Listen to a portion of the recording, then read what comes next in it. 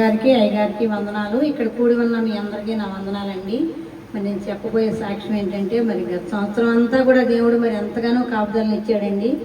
మరి నేను ఈ సంవత్సరం అంతా ముందులో మరి చాలా ఇబ్బందులు పడ్డాం. మరి మా బాబుకు కూడా బిజినెస్ లేక, పార్ట్నర్స్ కలవక, చాలా 2 సంవత్సరాలు పార్ట్నర్స్ కలవలేదండి. మరి చాలా ఇబ్బంది పడ్డాడు. మరి దేవుడు ఈ సంవత్సరంలో మరి ఎంతగానో కాపుదలను ఇచ్చి మరి పార్ట్నర్స్ని కూడా కలిపి వర్కులు చక్కగా జరుగుతున్నాయండి. మరి దేవుడు ఎంతో మేలు చేశాడు, మంచి ఆరోగ్యాలను ఇచ్చాడండి. మరి మాకు, మా బిడ్డలకి, మరి మా సంఘ బిడ్డలందరినీ కూడా ఎంతగానో కాసి కాపాడుతున్నాడు. అమ్మగారు ప్రతి ప్రయాణంలో కూడా ఎంతగానో తోడుగా ఉంటున్నాడండి దేవుడు. మరి ఆశ్చర్యకరుడు, అద్భుతపరుడండి. మరి ఆయన అంత గొప్ప దేవుడు ఈ లోకంలో ఎవరూ లేరు.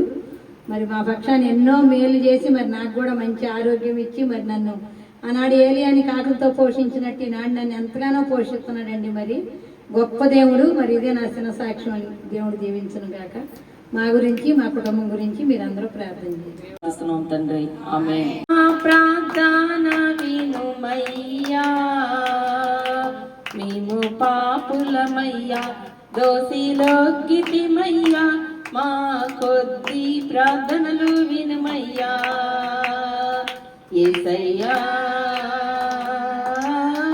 కృపగల యేసయ్యా, మరియమ్మ గర్భాన జన్మించావు, తండ్రి పశువుల పాకాలు పుట్టినవు, నీవు పుట్టగ చుక్క పుట్టేనయ్యా, నీవు పుట్టగ చుక్క పుట్టేనయ్యా, ఆ చుక్క జ్ఞానులకు కనిపించగా.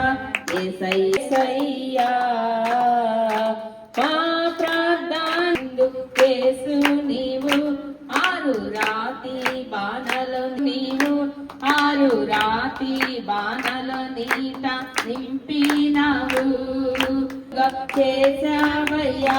యేసయ్యా, కృపగల యేసయ్యా, మా ప్రార్థన వినుమయ్యా. 5 రొట్టెల 5,000 మందికి 12 గంపలకు ఎత్తావయ్యా. యేసయ్యా,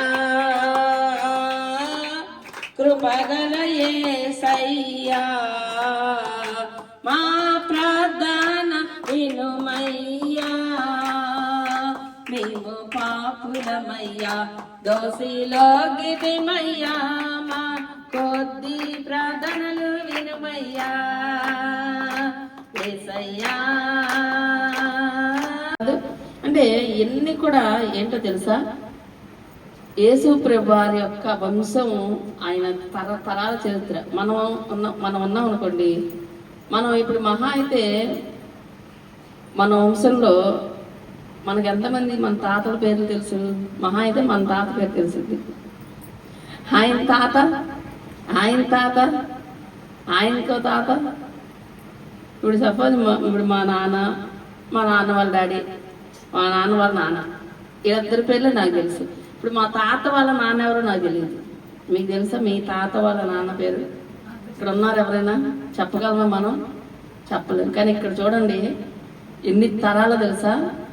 కనీసం ఇక్కడ చూద్దాం ఎన్ని తరాలు కూడా. ఇక్కడ యేసుప్రభు వారి యొక్క తాత అంటే వాళ్ళ యొక్క వంశావళి గురించి ఎన్ని తరాల చరిత్ర అండి. బైబిల్ ఎప్పుడు క్లియర్గా ఉంటుంది.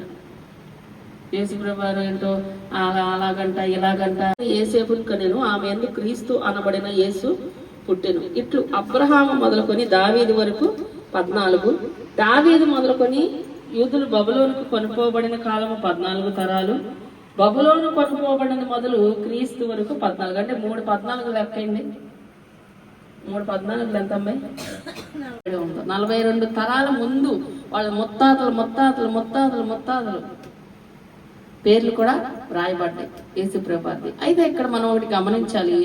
యేసుప్రభు వారు శారీరకంగా భూమి మీదకి వచ్చాడు కాబట్టి ఆయనకి తండ్రిగా యేసేపు ఉన్నాడు. కానీ నిజానికి ఆయన వలన యేసుప్రభు వారు పుట్ల పరిశుద్ధాత్మ వలన యేసయ్య పుట్టాడు. మరియమ్మ గర్భవతి అయింది. ఎలాగూ కన్యక గర్భవతి అయి కుమారుని కంటది. ఇది ఎక్కడైనా జరిగిద్ది అంటారా చెప్పండి? ఒకవేళ జరిగితే అది ఎంత విడ్డూరంగా ఉంటుంది. ఎన్ని నిందలేస్తారు, ఎలా జరిగిందని ఎన్ని ప్రశ్నలు వేస్తారు ఈ సొసైటీలో. అలాంటి ఒక గడ్డు రోజుల్లో యేసుప్రభు వారు పుట్టడం జరిగిందండి. ఎలా జరిగింది అనేది మనకి వివరణ ఇస్తున్నాడు ఇక్కడ. ఏమంటున్నాడు?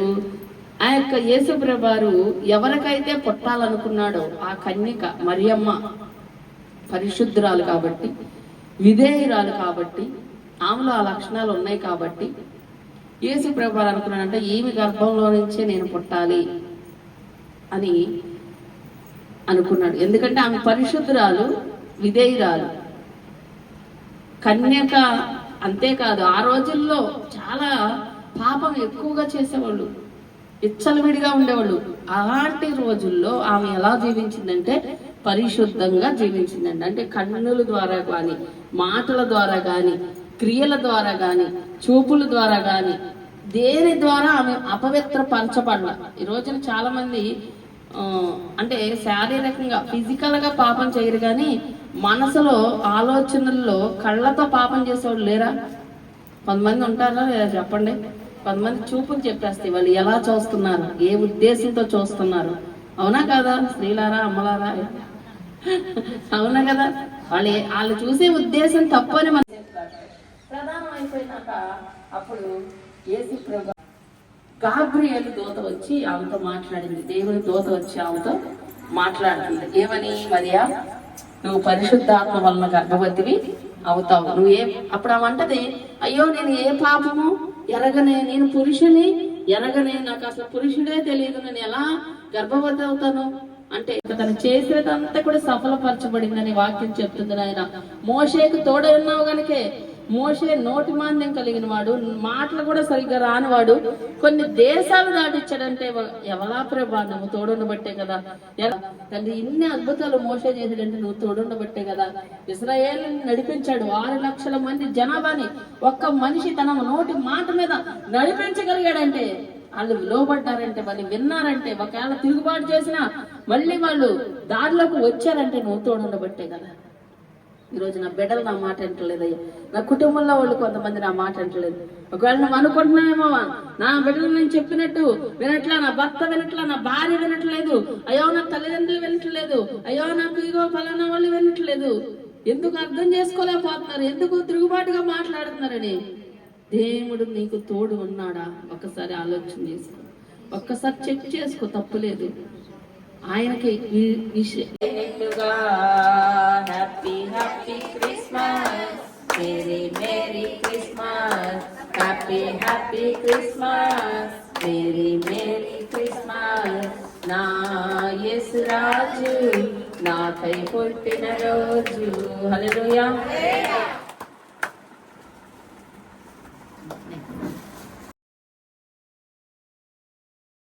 సంతోషకరమైన సువార్తన వాళించి ప్రకటించే, నా వార్తన వాళించి వందనాలు. ఈ కేకును దీవించండి, ఆశీర్వదించండి అయ్యా, చల్లని చూపించండి అయ్యా. మరి నాయన కేక్ కట్ చేసి మీరు ఎంత మధురంగా ఉంటుంది ఆయన అయ్యా, అంత మధురంగా వారి జీవితాలన్నింటినీ మీరు మార్చి మంచి ఆరోగ్యం లేదా అభ్యంతరాలు ఆటంకాలు కొట్టువేస్తున్నాము, దీవిస్తూ ప్రార్థిస్తున్నాం తండ్రి. మన పాపాలు పరిహరింపను, కన్య మరియమ్మ గర్భన పుట్టెను. ఇదిగో భయపడక వినుడి, నావత మహా సంతోషకరమైన సువార్త. ఇదిగో భయపడక వినుడి. Happy Christmas, happy Christmas, merry Christmas, merry Christmas, happy happy Christmas, merry merry Christmas, happy Christmas, merry Christmas, happy Christmas, Mary.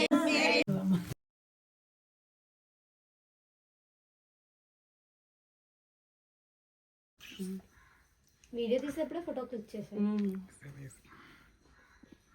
Okay, ఇద్దరికి కూడా క్రిస్మస్ శుభాకాంక్షలు. ఓకే ఓకే, ఇంక మీరు వెళ్ళండిలే. మర్చిపోయా, ఉండండి. అందరికి ఇచ్చారా? వెలిగించుకోండి. రక్షకుండు దయించినాడట,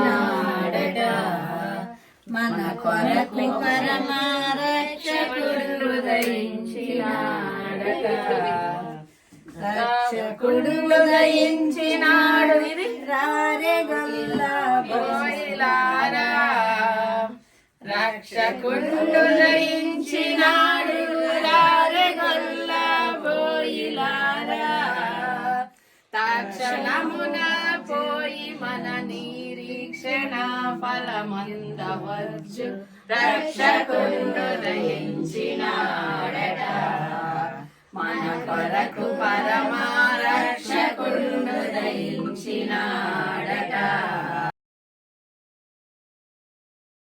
ఇంట్లో బాగోలేదంటే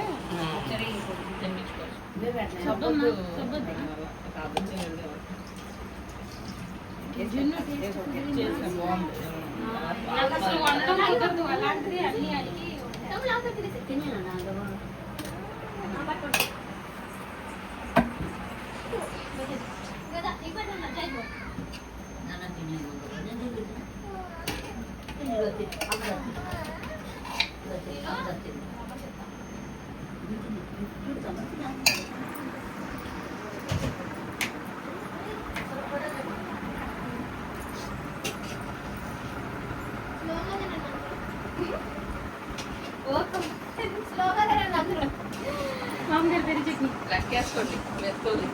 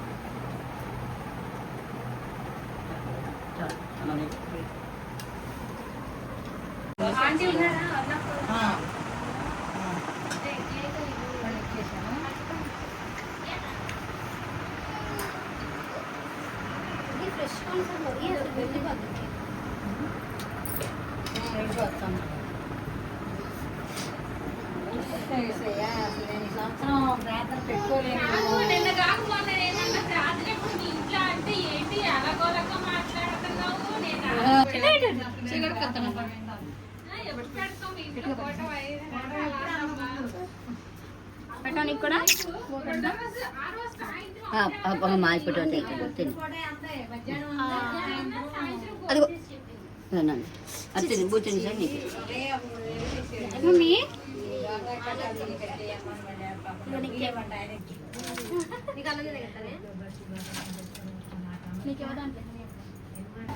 ఇక నుంచేనమ్మా 5,000 చూడడానికి మీకు ఒక